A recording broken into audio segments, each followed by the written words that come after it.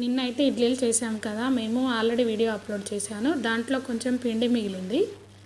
అయితే ఈరోజు బయట పునుగులు దొరుకుతాయి కదా, అవి ఇడ్లీ పిండితో ట్రై చేశాను. చాలా టేస్టీగా వచ్చాయి. అది వీడియో షేర్ చేస్తున్నాను. Please share and subscribe friends. నిన్నైతే ఇడ్లీలు చేసాం కదా, మేము ఆల్రెడీ వీడియో అప్లోడ్ చేశాను. దాంట్లో కొంచెం పిండి మిగిలింది.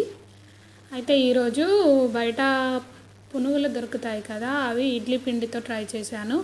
చాలా టేస్టీగా వచ్చాయి. అది వీడియో షేర్ చేస్తున్నాను. Please share and subscribe friends.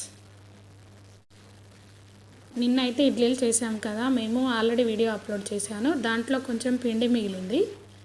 అయితే ఈరోజు బయట పునుగులు దొరుకుతాయి కదా, అవి ఇడ్లీ పిండితో ట్రై చేశాను.